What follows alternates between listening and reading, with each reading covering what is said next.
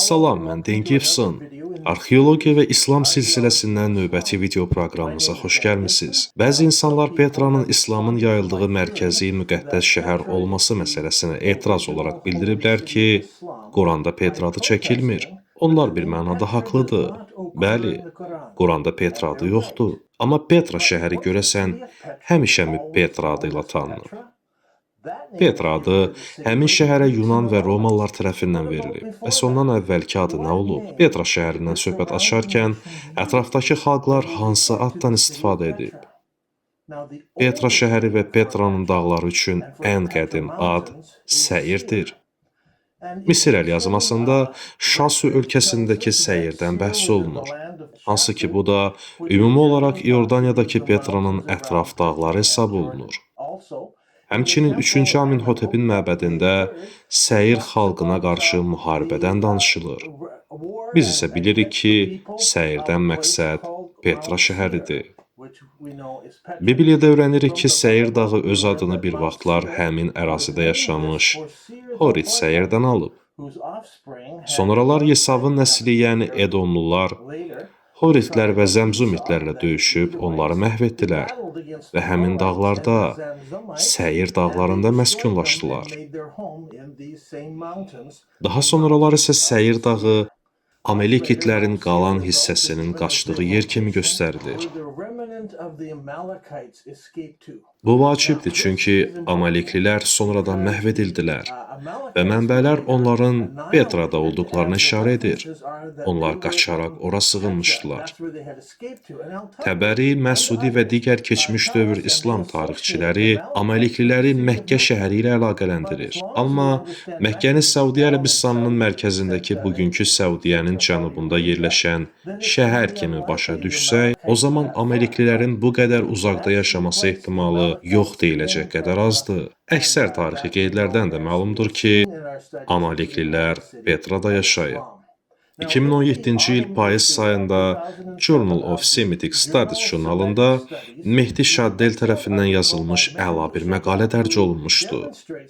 O göstərir ki, Petranın qədim adı Ər-Rəqim idi və bu ad həmin ərazidə yaşamış çox qədim bir şahın adı ilə bağlıdır. Şaddel bunu mənbələrdə bu cür izləyir. Petrada bir dəfn yazısı, Yerusəlimli Kirlə aid edilən bir məktub, bəzi Süryani mətnləri, Sezariyalı Yusebiusun xütbəsi, Bardaysan tərəfindən yazılmış Ölkələrin Qanunları kitabı, həmçinin İosif Flaviusun əsərləri və bir sıra müqəddəs kitab mətnləri. Bütün bunlar rəqimin Petra olduğunu sübut edir. Quranda da rəqim adı keçir və Allah sübut kimi göstərir ki, rəqim böyük möcüzələrdən biridir.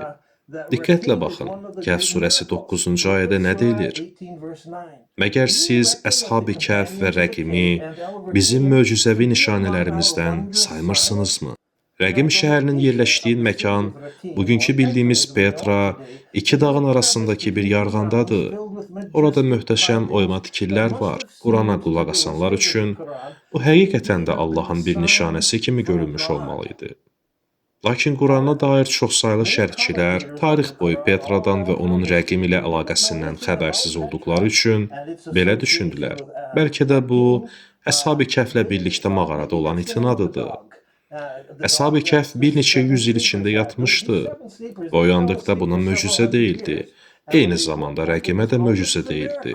Bu barədə Şaddelin məqaləsinə nəzər sala bilərsiniz. İndi isə ivrit dilinə baxaq. İvrit dilində Petra Sela adlanırdı. Bu da qaya deməkdir. İvrit Bibliyasında Sela termini bir sıra böyük və nəzərə çarpan qayalara aid edilir. Məsələn, Hakimlər kitabında Etam qayası Sela Eytam olaraq keçir. Bu da hamının tanıdığı müəyyən bir qayaya işarədir. Həmçinin Hakimlər kitabında Rimon qayası Sela Rimovan olaraq qeyd olunur. Bu da insanların tanıdığı bir məkan idi və onlar buna sadəcə qaya deyirdilər. Bundan başqa Samuel 1 kitabında Mahlekot qayası olaraq da xatırlanır. Bu da qaya adlanan bir yerdir. İvrit müqəddəs yazılarında cənubda bir qaya, Selah qeyd olunur. Amma ona başqa heç bir ad verilmir. Hər kəs onun harada olduğunu bilirmiş. Bu qaya idi. Bu məkan Selah adlanırdı. İndi isə Yunan dilinə baxaq. Qaya, Petra. Bu, bugün bildiyimiz sözdür. Yunan dilindən götürülüb və bir-birinə bağlı qayalar kütləsi mənasını verir. Petros isə ayrı düşmüş qaya və ya iri daş deməkdir. Yəni böyük bir qayanı ifadə edir. Yaşlı Plini təxminən miladdan sonra 70-ci illərdə yazdığı təbii tarix əsərində qayadan bəhs edir və onu Petra adlandırır. O həmçinin Petra şəhərinin nəbatilərin paytaxtı olmasını və Petranın karvan ticarətinin mərkəzi olduğunu qeyd edir. Həmçinin 3-cü əsrə aid qədim bir Roma yol xəritəsi mövcuddur. Bu xəritədə Petra Via Traiana Nova adlı Roma yolunda mühüm məkan kimi göstərilir. Yol isə bir Roma imperatorunun adı ilə adlandırılmışdı. Sonralar Konstantinin dövründə Petra şəhəri yepiskopluğun mərkəzinə çevrildi. Orada bir kilsə vardı. 5-ci əsrdə Petra şəhəri Bizansın Palestina Tertia əyalətinin inzibati mərkəzi oldu. Beləliklə Petra şəhəri bir dövlətin paytaxtı statusundaydı. Bəzi müzakirələr var ki, bəlkə də Derroq, qaya adı daha qədim bir hesaba, yəni Antigonusun bu böyük qayaya hücum etməsinə də aid edilir. Amma o, təxminən 50 kilometr uzaqda Edomluların paytaxtı olan bu şəhərin yaxınlığındadır. Deməli, həmin yer Petra deyil, bu ayrı bir qaya idi. Yəni, Antigonusun hücum etdiyi qaya da Derroq adı ilə tanınırdı. Bu səbəbdən də sizə qarışıq gələ bilər, çünki iki qaya var idi. Biri Sela, digəri isə Petra. Roma xəritələrində isə Petrea deyilir. Bu da cəmdir, yəni iki qaya. Beləcə, Antigonus bir qayaya hücum edir. Petra isə ikinci qaya olur. Və elə buna görə də Petrea adlı dövlət yaranmışdı, yəni iki böyük qaya. Petra şəhərinin başqa bir Roma adı da vardı. Roma imperatoru Adrian miladi 130-cu ildə Roma imperiyasının böyük səfəri zamanı Petra şəhərinə gəlmişdi və o şəhərə öz adını verdi, Petra Hadriani. Beləliklə, Roma qeydlərində şəhər bu adla keçirdi. 1993-cü ildə arxeoloqlar Petrada Bizans kilsəsində qazıntılar apararkən yanlış əlyazmalar aşkar etdilər. Onlar müxtəlif üsullardan istifadə edərək həmin parçalanmış papirusları açıb düzəltdilər və onu oxunaqlı hala gətirdilər. Bunlar yanmış papirus parçaları idi. Onlar müəyyən etdilər ki, bunlar Obadianosun oğlu Teodoros və onun ailəsinə aid qeydlərdir. Bu ailə 537-593-cü illərdə Petrada yaşamışdı.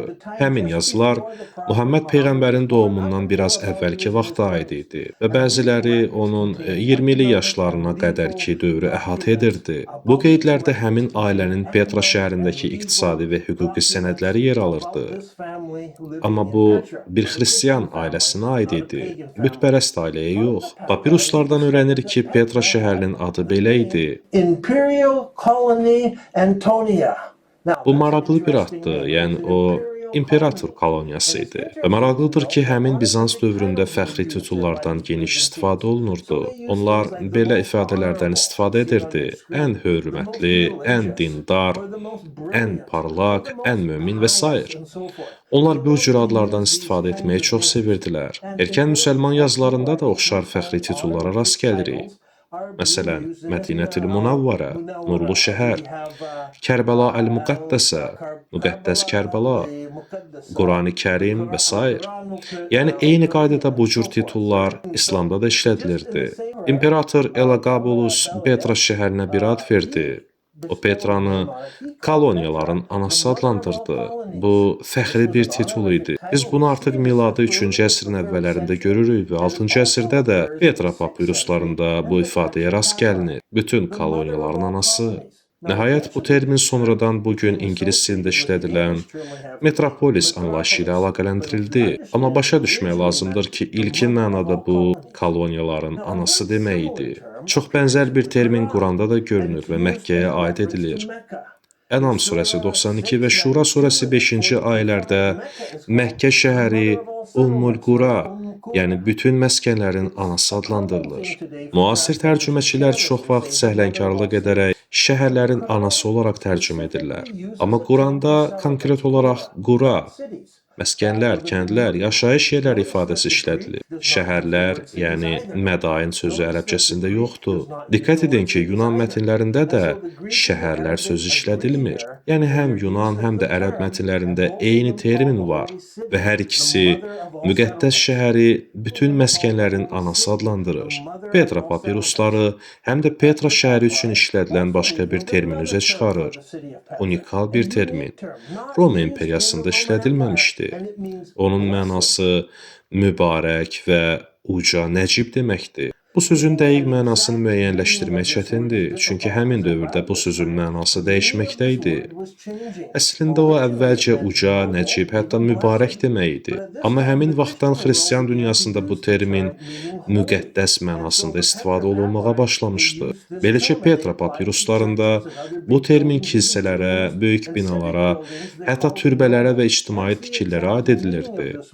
Onlara uca, nəcib deyirdilər. Buna görə də həmin dövrdə bu sözün dəqiq mənası tam aydın deyildi. Nə müqəddəs, nə uca, nə də mübarək sözləri birbaşa şəhərə aid edilə biləcək terminlər deyildi. Ancaq hansısa tikililərə, məbədlərə o ad verilərdi. Çox qəribə və möcüzəvi haldır ki, digər şəhərlərdən fərqli olaraq Petra şəhərinin daşıdığı ad məhz bu cür idi. Çox unikal bir ad idi və Petra şəhərinin sakinləri bu adla fəxr edirdilər. Müqəddəs və mübarək şəhər. Bu, erkən müsəlmanların Məkkə şəhərinə verdikləri adlarla tamamilə uyğun gəlir. Məsələn, Məkkətül Mükarrəmə, Məkkətəl Mübarəkə və s. Petra şəhəri bölünmüş bir şəhər idi. Petra papiruslarındakı qeydlərə əsasən bəzi insanlar belə nəticəyə gəliblər ki, Petra xristianlaşmışdı. Yəni o, xristian şəhər idi. Axı papiruslarda əsasən xristianlardan danışılır. Digər Bizans yazılarında da kilsələrdən, katedrallardan, hətta bir yepiskopdan bəhs edilir. Hətta bu yepiskop 231-ci ildə İskəndəriyyə şurasına göndərilmişdi.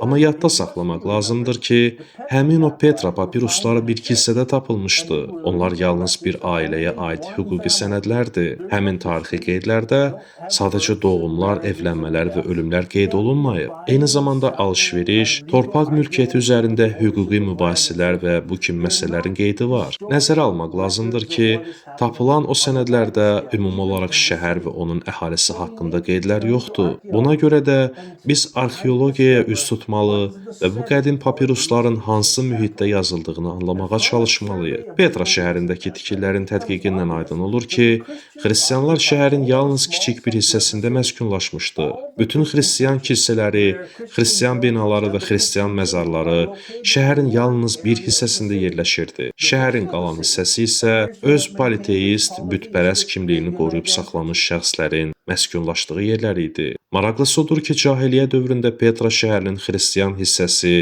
əsasən şimal-şərqdə yerləşirdi. Bütpərəstlər isə şəhərin mərkəzini tutmuşdu və İslama aid yerlərin çoxu şəhərin cənubunda idi. İstisna olaraq Kəbə şəhərin əsas küçəsində böyük bütpərəst məbədlərin yanında yerləşirdi. Beləliklə, o dövrdə həm bütpərəstlər, həm müsəlmanlar, həm də xristianlar Saq adlı dar keçiddən keçməklə enən və sütunlarla bəzədilmiş şəhər küçəsindən keçən möhtəşəm prosesiya yolundan istifadə edir və öz ibadət yerlərinə gedirdilər.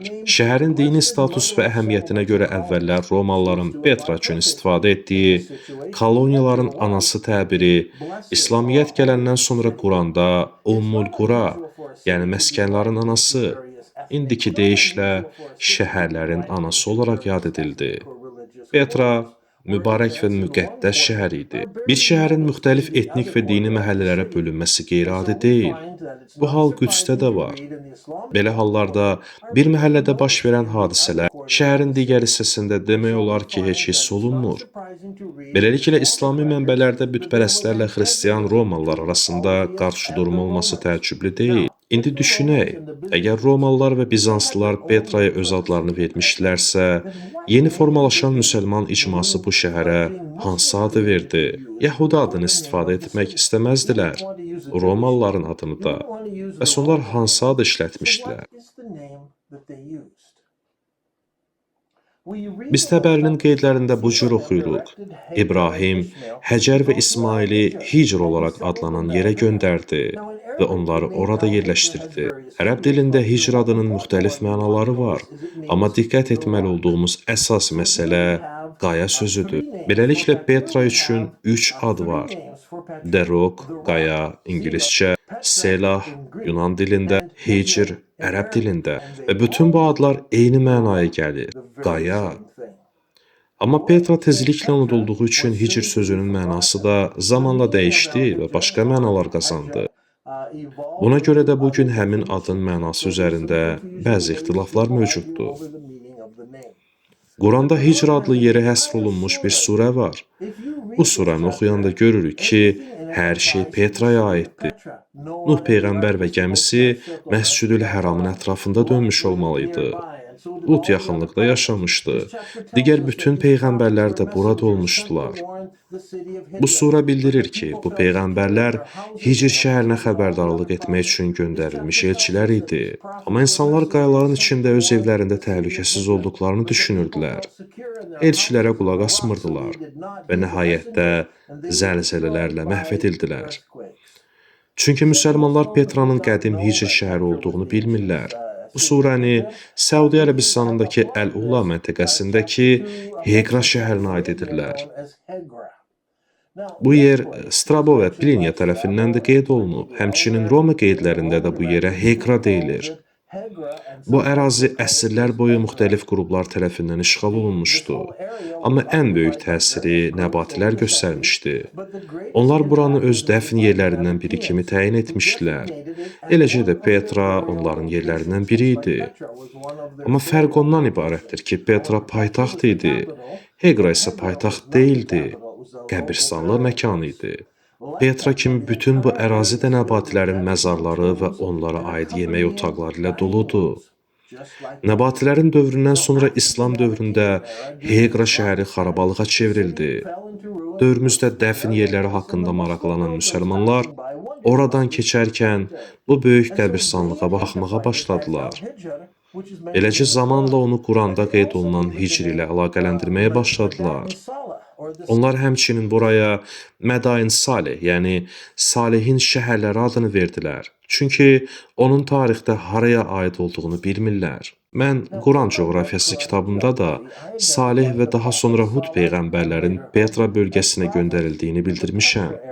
Bu bölgə tarix boyu böyük zəlzələlərə məruz qalmışdı. Quranda Nəml surəsi 52-ci ayədə belə deyilir: haqsızlıqlar üzündən viran qalmış evləri də budur. Həqiqətən, bunda bilən adamlar üçün ibrət var. Beləliklə onlar baxır və viran qalmış evləri görürlər. Ziyarətçilər Səudi Ərəbistanda Məkkəyə gedərkən Heqra yaxınlığından keçəndə, oradakı böyük məzarlar onları heyrətləndirirdi və buna görə də bu məzarları Nəml surəsindəki Salih peyğəmbərin hekayəsində qeyd olunan xarabalıq viran qalmış evlərlə əlaqələndirdilər. Amma Heqrada heç bir ev görünmür. Bura yalnız dəfn şəhəri idi. Heqra şəhəri sadəcə qəbirstanlıqdan ibarətdir. Orada ev, məskunlaşma heç vaxt olmayıb. Ona görə də Qurandakı mənaya uyğun, bax, onların evləri necə də viran qalıb söhbəti Səudi Ərəbistandakı Heqra ilə uyğun gəlmir. Heqra tək bir çıxıntılı qayadan ibarət deyil, yəni Hicr kimi deyil. O səhrada səpələnmiş qayalardan ibarətdir. Məzarlar geniş sahəyə yayılmışdı. Bu isə zəlzələ ilə məhv edilmiş şəhər anlayışını sual altına qoyur. Orada zəlzələ və ya böyük şəhər haqqında heç bir sübut yoxdur. Petra şəhərinin tanınmış başqa bir adı da var idi. Petra şəhərinin adlarını araşdırarkən, keçmiş dövrdə yaşamış bir tarixçinin qeydi ilə rastlaşdım. O tarixçi Petra şəhərinin digər adlarını çəkərkən, açıq-aşkar Məkkə sözünü qeyd edib. Həmin tarixçinin adı Thomas Armstrong idi. O, Peyğəmbərin dövrünə yaxın dövrdə, Təbəridən isə əvvəlki dövrdə yaşamışdı. O, vəfat etdiyi dövrə qədərki zaman haqqında yazır və açıq-aşkar Muhammed Peyğəmbərdən bəhs edirdi. Peyğəmbərin bəzi fəaliyyətlərini qeyd etdikdən sonra Məkkə adını açıq şəkildə qeyd edir və vurğulayır ki, Petra şəhərinə müsəlmanlar Məkkə adını verir. Diqqət edin, görün o nə yazıb. O zaman ərəbin Faran adlandırılan yer olan Petra şəhərində, hansı ki o şəhər Məkkə adlandırılmış şəhərdir, Muhammed orada özünü göstərdi, peyğəmbərliyini elan etdi. Beləliklə Muhammed peyğəmbərliyini bütün dünyaya orada elan etmişdi. Faran adlandırılan yerdə xristianların Petra adlandırdığı, müsəlmanların isə Petranın Məkkə olaraq adlandırdığı şəhərdə Həzrəti Muhammed peyğəmbərlik etmişdi. Tarixi qeydlərdən də məlum olur ki, Muhammed peyğəmbərin Saudi Ərəbistanındakı indiki Məkkə ilə heç bir əlaqəsi yoxdur. Bəli, o Məkkədə peyğəmbərlik edib. Amma həqiqi Məkkədə, xristianların Petra adlandırdığı həqiqi Məkkə şəhərində. 1200 ildən çox yaşı olan bu tarixi qeydlər bizə kömək edir. Bəlli olur ki, Petra şəhərində o vaxtki müsəlmanlar tərəfindən verilmiş bir adı var idi, Məkkə şəhəri. Bu məsələ İslami mənbələrdə niyə Petra yox, məhz Məkkə adının işlədilməsinin səbəbini açıq-aşkar izah edir. Beləliklə, İslami mətnlər Məkkədən danışanda, onlar həm İordaniyadakı Petra şəhərinə, həm də Səudiyyə Ərəbistanındakı Məkkəyə istinad edirlər.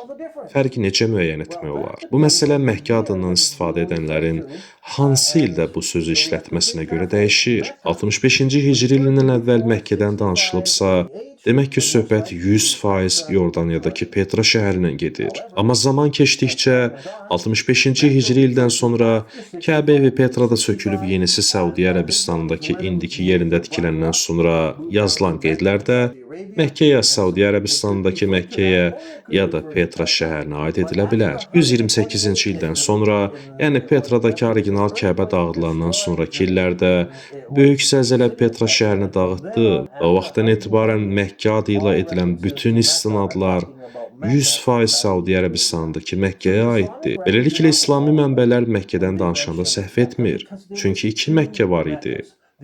Qədim Məkkə şəhəri olan Petra şəhəri və Muhammed peyğəmbərdən sonraki dövrlərdə yaradılmış şəhər olan Səudiyyə Ərəbistanındakı Məkkə şəhəri. Beləliklə, İslami mənbələr bütün məskənlərin anası, yəni Ummul Qura haqqında danışanda səhv etmir. Çünki belə bir şəhər var idi və o Petra şəhəri idi. Nəyə nəzərdə tutduğumuzu bilməyimizin açarı Kəbənin Petradan Səudiyyə Ərəbistandakı Məkkəyə köçürülməsini dərk etməkdir. Məkkə adı tarix boyu hər iki şəhərə tətbiq olunmuşdu. Petra Quranda qeyd olunurmu? Qəti olaraq, bəli. Həqiqətən Quranda Petra sözü birbaşa işlədilməyib, amma Quranda Məkkə, bütün şəhərlərin anası, hətta Məkkə kimi istifadə olunan terminlər var və bütün bunlar İordaniyadakı Petra şəhərinə aiddir. Ətraflı məlumat əldə etmək istəyirsinizsə, bu barədə yazılmış bir məqaləmiz var. Siz bu məqaləni veb saytdan yükləyə bilərsiniz. Mən Dan Gibson və bu arxeologiya və İslam silsiləsindən növbəti video proqramımız idi.